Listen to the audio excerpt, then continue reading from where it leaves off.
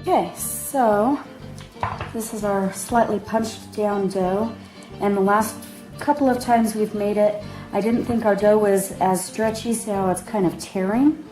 So I think we might need to knead it a little bit more.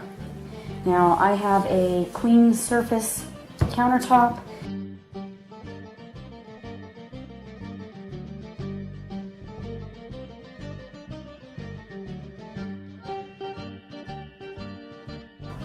So there's the bread machine paddle. Let me get that out. Set it aside and get our dough ball out. So as far as I could tell from the internet, watching some information there, is when you knead, you fold towards yourself and push away. Now, this is being a little more difficult than I thought it would be, but notice it is workable. Even though this is dry countertop, it's not just completely sticking onto it.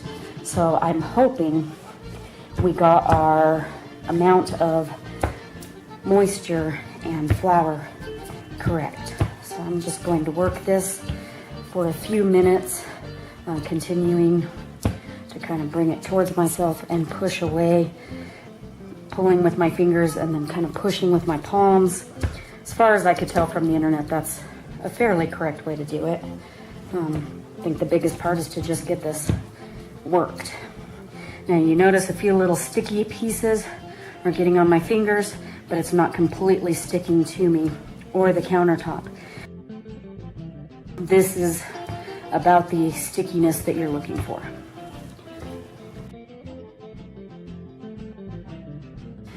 Okay, so I've been kneading this for a little while, and at this point I'm gonna make it into a kind of ball. We're going to be making 4 smaller pizzas this time.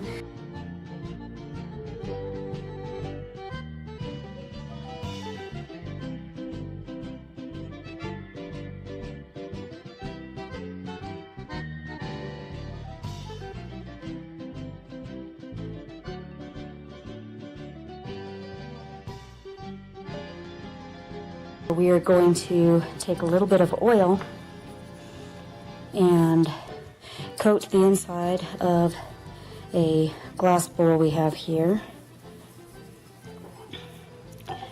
and put the balls that we're not ready to use yet in there, and also just brush a tiny bit of oil over them so they do not get dry.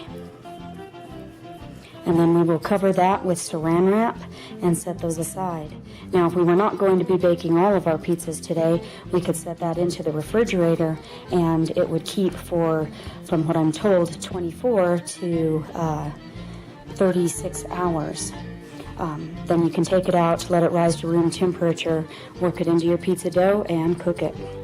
Okay, you can notice that our 2 that we set aside have increased in size again. We're just going to punch that air out a little bit again.